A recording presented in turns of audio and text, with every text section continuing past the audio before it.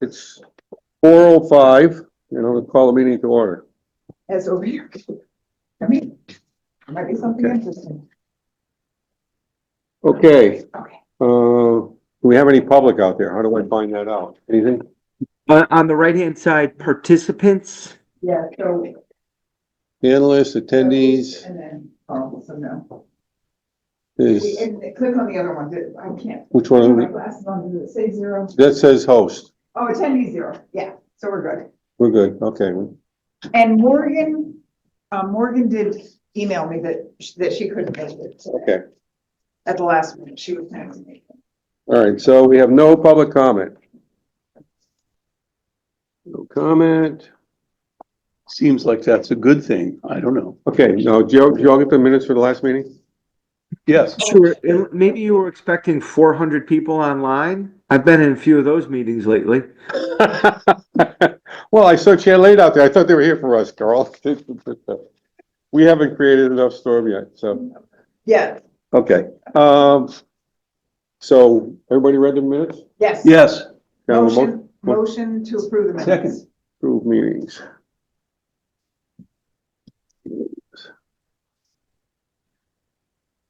Okay.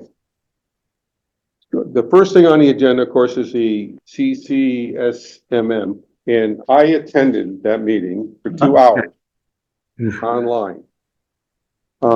Very interesting meeting. I'll just kind of highlight some of the things. There was 118 participants, all remotely. So there were a lot of towns. They have 4 areas they're concerned with, which is increased recycling. Unit-based pricing came up as a big item.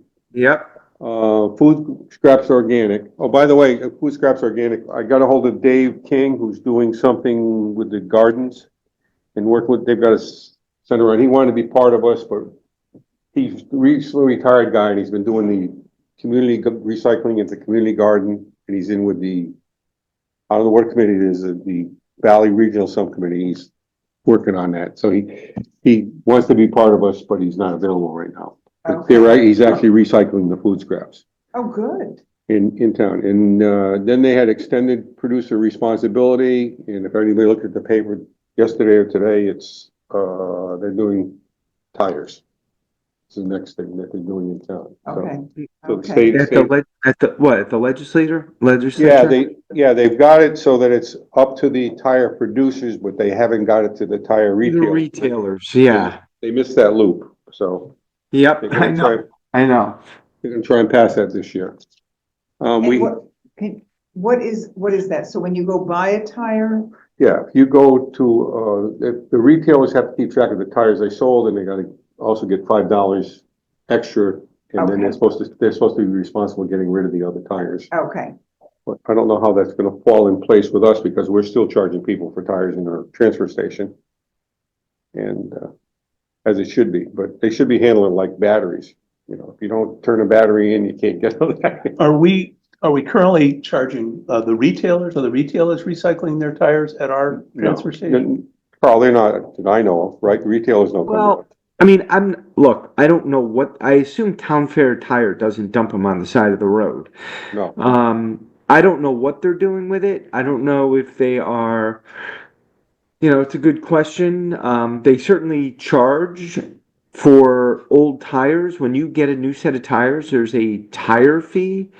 So, I'm not sure what they're doing with them, John. But that is a little bit of what they're trying to, kind of close the loop on, whether you're a Town Fair Tire or a small shop. They want to make sure that you do the right thing with the tires when they come in. So, Well, I'm a regular customer over there at Town Fair Tire. Why don't I just take it upon myself to ask?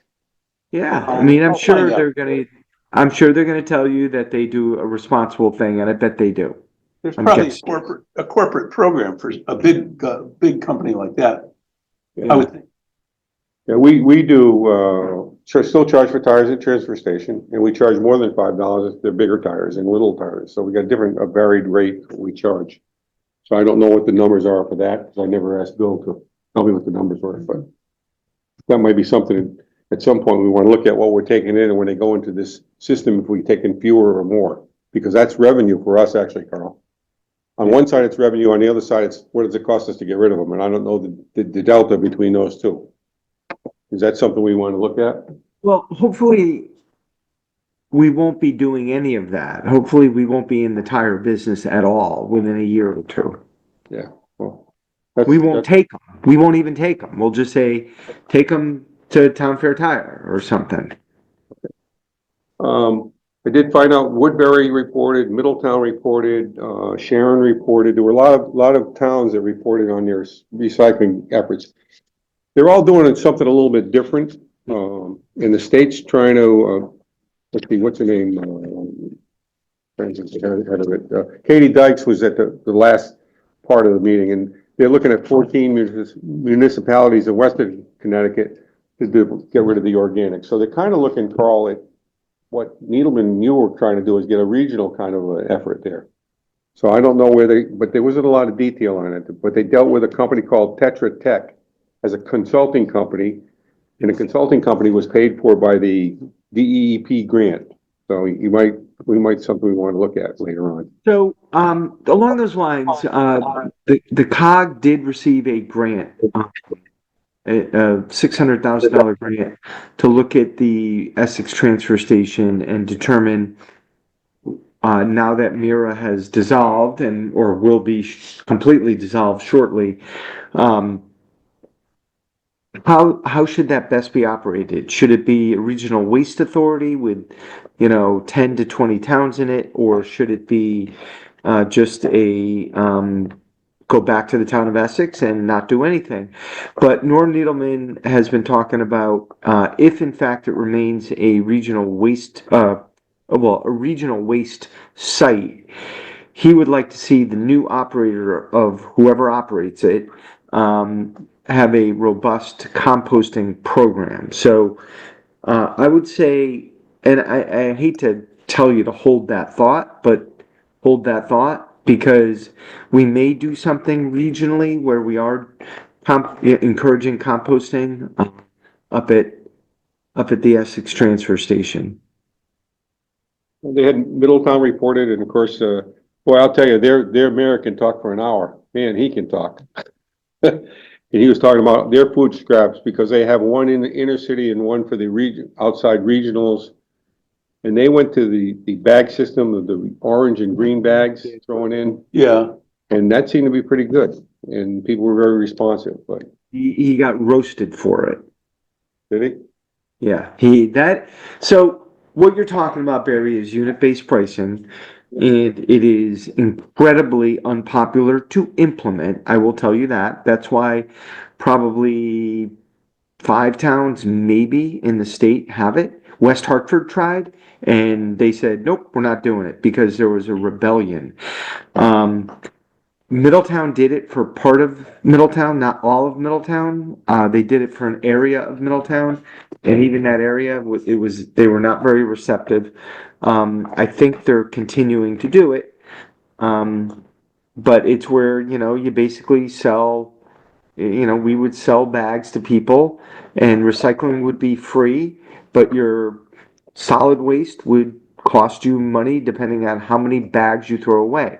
So each bag might be $2 or $1. It could be subsidized by the town. So anyway, that is, Stonington has a program. They've had it for 20 years, maybe 30 years.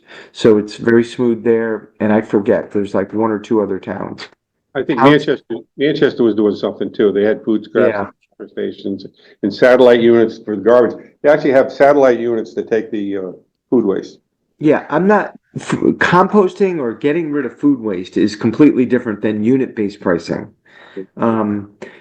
Selling people garbage bags and saying you need to throw your garbage bag in this yellow bag, your recycling's free, but is a tough sell. Well, I'm just trying to give you a synopsis of what we were doing for 2 hours of doing this. So they're doing stuff, but everybody's kind of in a little mixed bag of what they're doing. And I don't know. Although the biggest thing is when they take the food scraps out, they're 30 to 40% reduction in weight in most every place. Yep. So that's encouraging that we're doing the right thing, but The Holy Grail. Yep. And as far as schools go, I said in 2026 they were gonna do the schools, but it's interesting. The cutoff limit doesn't really affect us. The cutoff limit is if you have 885 students in elementary school, 1370 in middle school, and 2860 in high school, you have to be part of that program. So we're doing it with a lot less students Yeah, in a small area, but it will be mandatory in the state if you have schools of that size. So they're looking at targeting the cities, I guess. Because I can't, yes. okay. So that's all I have on that part of the program. Any more about the schools, the bills being paid? Did they go to you or did they go to, Come to me. I'm trying to think of if I've seen one yet. I probably have. I think I saw one. But I haven't had any, I don't know that I've had feedback from them on, how much they're taking away. so? Yeah, it's brand, it's obviously It very, just started this month, so I mean, I Yeah. don't expect to see that, but he called about the bills. I told him to go to Leanne and I think you told me to go to Carl. I said go to Carl, yeah. But I'm sure you can, so that was, But I mean, the big thing is that it started, and yes, that's new from the last time we met, so that's a good thing. Yeah. It's minute worthy. so we got that going. Signage for the transfer station, Bill got the flags up for the food scraps. And they oh, look, right, they look, right. Oh, good. and they are not, I thought they would be informational signs, but they're motivational signs. They've got these bright pictures of food waste. It's really, they're quite nice. I like them. Yeah, he told me he did that, right? Yeah, and they get your attention, they're up there, they're out of the way. I don't know if it's gonna increase what we're getting or not increase it, but at least it's awareness, and that's. Awareness, yep, it's all And that's about one of the things awareness. what they talked about with CCSM is one of the biggest things of any program is the awareness of making people aware of it and promoting it, so, Mhm. and You we've could been doing ask it. Bill if he's seeing more, food scraps, now that he has the sign up. That might be an interesting question. I'll ask him. You know, I'm thinking, speaking of awareness, if we just go back to the schools thing for one more thing, because that was started at the elementary school. Yep. Do we want to start it at the middle school before the end of this school year? Because I thought our plan was start at elementary, then go to middle, then go to high school. You know what we could do, we could ask Sutton to go and, because he's in the school system, and see if they want to do it. I think he's promoting it in his school, I don't know if he wants to go to the next school or not. I'm sorry, who's this you're talking to? The The principal. principal, Oh, okay. At the elementary school, but because what I'm thinking though is, because advertising or publicizing it is a big thing. Now that we have all the students at the elementary school doing it, we should be sending something home to the parents that says, this is what your child is doing, and we have it available here in Old Saybrook if you go to the transfer station. So, you know what I think would be, and I agree, Diane, sending something home to the parents, but maybe when we get the tonnage after maybe 4 or 5 months, something to the parents saying, are you aware that every month, you know, 3 tons of food waste is diverted from a burn plant? This equates to this much carbon dioxide. It equates to this much in tip fees. We can just put it in terms of how much we pay to get rid of garbage per ton. It might be good to do that with some data, a really simple chart with a simple message. Right. You want to talk to him about that? Yeah, I will talk to Heston about that. And by the way, we don't have to create our own messages. If we went to Blue Earth and said, "Hey, what's a good thing to send home to the parents?" This is what they do. I'm sure they have something. I know to me, I will say, Carl, because I asked for information and the first thing he sent me was the video. And so I think they do it a little bit differently than on paper, you know, which does kind of make sense. But I think that, so, and I wouldn't mind coming up with something, just a, you know, a one-page thing, because a lot of times what they come up with might be a little too detailed. And, but having said all that, I'm almost, when, for school orientation in the fall, might be the time to just, when you have all the parents there, like at back to school night or something, that might be a good time to just put a plug in Yeah. to let them know that that's happening at their school. And even at the middle school, we could do that because we'll start a program at the middle school, let's say. You know, just to kind of get parents, while they're a captive audience, to take 3 minutes and say something. Well, you could also do something with, because every parent is online now. So you could easily write something up, Diane. Oh, and That would go to the parents and Believe say, me, we're starting yeah. the program. parents get, I mean, even just a 30-second blip, because the time it takes to open an email, like emails are, I'll talk to Heston, because they probably send out some sort of newsletter to the parents. Regularly, yeah. And so if we're just a little blurb in that, Yeah. that would be good. Yeah, that's what I'm talking about. Yeah, Because that'll get opened and read. yeah, exactly, because I don't want to do a. It's, separate- lot of- by the way, parents can bring their scraps to the transfer Exactly. station. And that's what I want Heston to include, because I'm sure he's already including it, you know? Okay, all right. I didn't see anything new from, Bay State Textiles. Did they have any kind of thing for you, Carl? I think you were gonna talk to them about, maybe you didn't get a chance. If they had some kind of a plaque that was more visible of what they do with it. You know, it says we take this, and this and when John and I were up there, we were concerned about. Yeah, it wasn't actually accurate. Yeah. It didn't say what they would take. And it turned people away from it as a result. Yeah. So we thought maybe they had a sign that said, this is what we take and this is what we do with it, because they have some of the things, they had something someplace I saw that they did that with. Which would be just a sign, a bigger sign that would, next to the box or in the box. We also need to get another box somewhere. Oh, yeah, those were all full, everything down the road. I mean, you couldn't put anything else in the Goodwill box the other day when I was there. So I'll make a note, let me make a note to myself to contact them. I gotta see if there's a spot at the schools where we can put a box for people to bring in, you know, I mean, let me see if I can You know, arrange that. there is a recycling box at the Stop and Shop parking lot, and it's from a different company, and it basically sits in a corner of the parking lot that's never used. So, I mean, that would be a place, I think, better than the schools if they would allow us to put something there. There was one right outside the high school.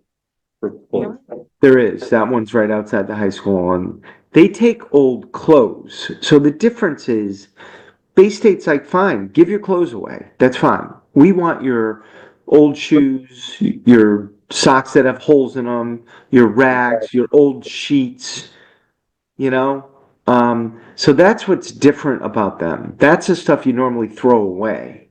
And that's what we want to have that sign say, because people will give stuff to Goodwill if they think somebody's going to reuse, but people that don't Exactly, won't feel comfortable giving people stuff they've worn out. exactly. Well, the That's Goodwill what- doesn't want it anyway. And an old comforter, That's something right. like, you know what I mean? You don't want to wash it to take it to pay the laundry to take it to Goodwill, so you toss it. I mean, I've got stuff that I wouldn't bring to Goodwill, Yeah, Exactly. everybody does. and normally I would just toss it, but now that I know, I take it and I put it in a bag and I put it into Bay State, but a lot of Yeah. people don't know that. So that's the only thing we're trying to get Bay State to do, is try to clarify that they do take worn out things. Maybe we should have just worn out shoes on the top of the thing. Right, but like worn out, like, you know, are you throwing away your old, you know, clothes?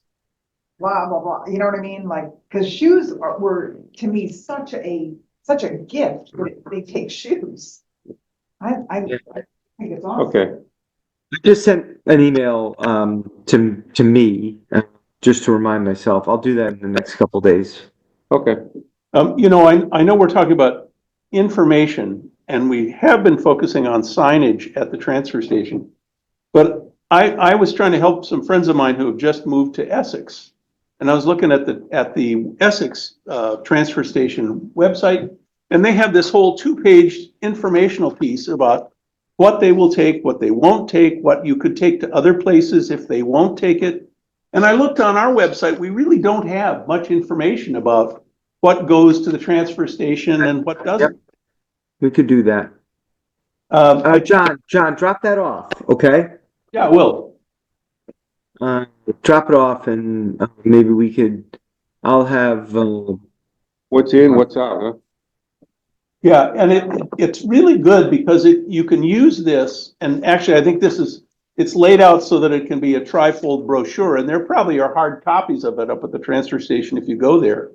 But the nice thing about it is those things that they won't take, they tell you where you can take them. Oh, that is nice. So So we can steal that and adopt it. Yeah. anyway, I'll drop it off in your office. yeah, leave it with Georgianne and maybe Yeah. we can revamp that. Anything else on that? Item C, signage and transport, we got that taken care of. Status of part-time assistant, now that's the person that could do that.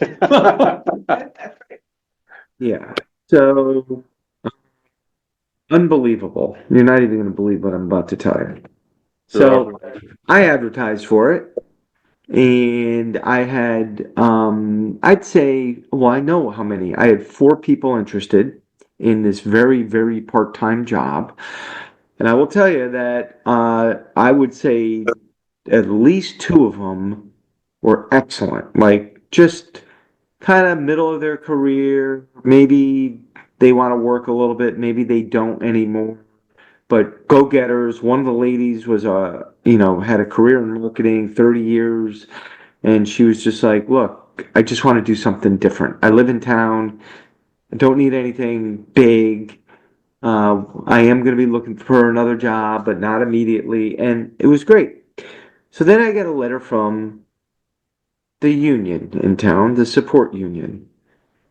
And that is the union that represents uh, the DPW workers as well at the DPW workers and all the administrative assistants. Everybody who is not a director, everybody who doesn't run a department, um, is represented pretty much by the support union. They have about, I'd say 35 or 40 people in the union. And they wrote me a letter and they said, "Hey, we saw this job opportunity come up and we feel it is redundant to some of the tasks that some of our members already do or are capable of doing. And before we take this to the labor board, we'd like to sit down and talk with you about it." And so I had a conversation with them. I think last Friday, they came in. The union president, Mike Pace Jr., and the person who works for the union, Trisha, she works for AFSCME, as well as one of the people who would like to have this part-time job.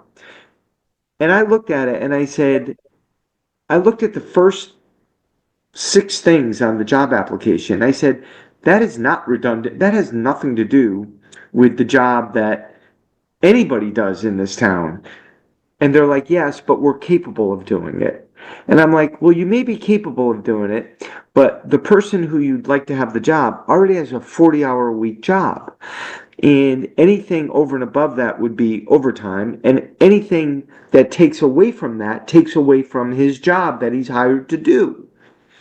And so I got a little frustrated, and I didn't get frustrated in the meeting. I got frustrated with them a little bit, the fact that they are throwing a roadblock into this, this tiny little job. So I left it like that, and I don't believe I have to offer it to the union. I really don't, but I'll be honest with you guys.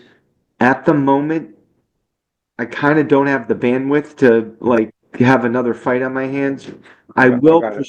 we will kind of move this forward. The only issue I have is, this is a very part-time position being paid for with NIP funds. And what am I gonna do? I'm gonna spend $5,000 on a lawyer so I can get, I mean, that's what's gonna happen. They're gonna make a complaint, they're gonna take it to the labor board, and they'll lose. I mean, I shouldn't say that. It's a public meeting, it's recorded. I believe we would prevail. I'll just say that. That's what I believe. Because I think the job is different enough. Um, and so I've put it on hold right now. I'm gonna just tell you guys, I put it on hold. Um, I'll pick it up again. Maybe it'll be in a month, okay? Just give me another month to work with this, but I did have a roadblock. I was ready to bring somebody on. Yep.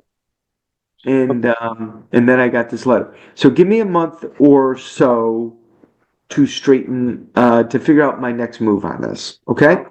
Yeah. You know, I have two thoughts on that. One is, first of all, you're making it a stipend job more than you are making it a job, right? It's a stipend job. It's a basic, yeah, exactly. It's not a, It's kind of like a guy coaching at the high school. It's a stipend job. yeah, So if that person wants to do it for that thing, but not on an hourly basis, because you're not putting it as a 15-hour-a-week job, you're putting it as this is a stipend, kind of like Dan Moran's job. I mean, the do same, the job. nobody, It's kind of like do the job type of thing, not how many hours a week. yeah, this is a salaried position. How many hours you put in? We're not paying you by the hour. And, I think that maybe you have to approach it from that standpoint. I don't know, Carl, I'm not a labor guy, but certainly you're not asking for the world. You're not trying to create a job, an hourly job. Why am I going to pay someone overtime to do this job? I mean, that makes no sense to me. Um, and I don't want them to do it in their normal job because I need them doing their normal job at 40 hours a week. So They it did, was a little bit illogical to me. But could they point to someone who had the capacity and the spare time to do it right now? no, what they said is we have this person, they brought the person in. Yes, he has a full-time job with the town right now. And yes, anything that he did as the recycling coordinator would probably be over and above that full-time job, and therefore it would be overtime, but it would be worth it to have someone on staff to do it. Carl, would there be a way, and maybe, You're gonna have to speak up because okay? would there be a way to do it as a contract instead of an employee?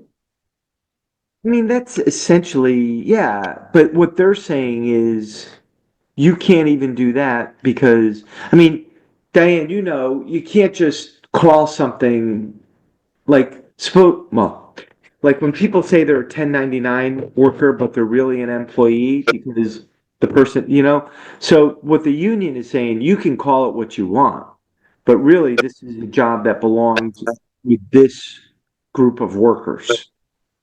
And I my guess, point is, no, it doesn't. It's a completely different job. so I guess the thing that I'm thinking, to make it a contract, if it was something that you did an RFP for, and you said, this is what I need, and have people bid, like those two people that are immensely qualified, and say, have them bid, and then pay, like it is a contract. It's a contract versus, like I got a bid for putting up my fence. You know what I mean? Yeah. And then they would work hourly, presumably. Well, no. Then they would work per contract. So if their contract says Oh, I see. $200 a month, I will do everything that you have asked me. Then we pay them $200 a month. And if it takes them 1 hour or if it takes them 10 hours, it doesn't matter, because we have a contract with them that they're doing that work for $200. Yeah. So, I don't think I need to overthink it. And I appreciate that, Diane. I'm not gonna overthink this. What I am gonna do is the unions, if we did something like that, the union's gonna make a complaint. It doesn't matter. Any way you slice it, okay? They're gonna say, you're farming out work that belongs to the union. That was the message, okay? And I think I don't know if I'm talking out of school here, or maybe I shouldn't even be saying half of what I'm saying, but they've thrown up an objection. I believe we have a good reason to move forward with hiring somebody as a recycling coordinator. I think it's a very different job. So let me get to that is all I'm asking you. Give me, I hate to, I know, and I really wanted to come to you today with somebody because it's exactly what you guys need. Okay, and I know that. So, I just need, probably a little more time to get back.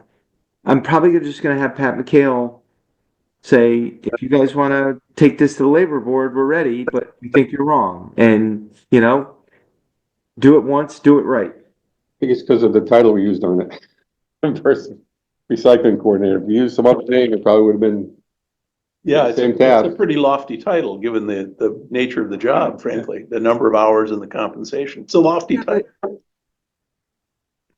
I mean, I don't know that it would have mattered. I mean, if we had if we had similar job description, but called it something else, there's a backstory here that I'm not completely going into, but That's right, we'll give you time. but as volunteers, we could do it for nothing. That's I know, right, exactly, true. Oh, gosh. Okay. All right. Enough. We've kind We of, feel for you, Carl. well, feel for us too. I think I was looking forward to having that person because that person could have done some of the stuff we just talked about. Exactly, but that's all right, that's okay, So, we'll get over it. okay. All right, so that means the grant application then The grant application is probably still, on hold. the state's probably still looking at it. Yeah, the one we put in for the two compactors, Mhm. we have not heard. Yeah, that's out. That's still out. Have they, I didn't see, nobody set a date when they're gonna award those. Yeah, I haven't looked on the website. Okay, wait for them. And we pretty much commented on everything. Would anybody? Any other comments from the? What I would suggest is, I mean, we can meet in a month, but it might be better to take a little more time and come back to a few things. That's okay, Want to move it to March? so, yeah, we do March. Yeah. The one thing, Carl, with Morgan being, I think she's a senior now. Is it possible to get another student rep who maybe is a sophomore or junior that will take us through, next year, the year, and the year after? Yeah, I think we should do that. Yeah, I think that's a good idea. I think we should probably look for a sophomore. Yeah. I think that would be good. I mean, I think that's very possible. We'll go to the principal of the middle school and I'll just say, hey, this is what we're looking for, student rep. If we do have a recycling coordinator on board, that'll be good. It'll probably give a lot of direction for the student. Yeah, maybe you guys will just sit back and listen to the student and the recycling coordinator. Sounds good to me. Good that you still have your sense of humor. Let's see, Okay, Wednesdays are still good. right? yeah, good. March 26th is the fourth Wednesday in March. 26th, it's actually the, And did we lose Victor or? no, I gave him a message, he never got back. to I me. am out of town on March 26th. Okay, well, how about the 19th? I can't do the 19th because I will be going up to New Britain. All right, we're still, I could do the 12th, or I could do April 2nd. Yep, I can do April 2nd. okay, we'll do, let me see. April 2nd's, Yeah, that's good for me. yeah, I can do that. Okay.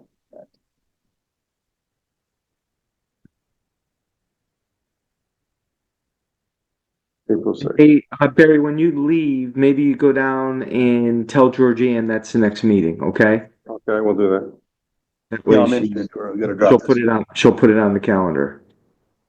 4 o'clock, April 2nd, waste recycling. Good. Good. Okay, we're making slow progress, I think. Yep. If we can get between now and the next meeting, if we can get Bay State to give us a sign up there, say, we take used and abused shoes and shirts and rags, rather than just, we take this, because I think that's a stumbling block for people. I know, Right. then now you got the high-end Goodwill store here that's Yes. only taking really high-end stuff, so we've got a whole different ballgame, so. Okay. Anything else? That's it. Motion to adjourn? So moved. John? Second. Great. And we're gonna adjourn at 4:41. Okay. You.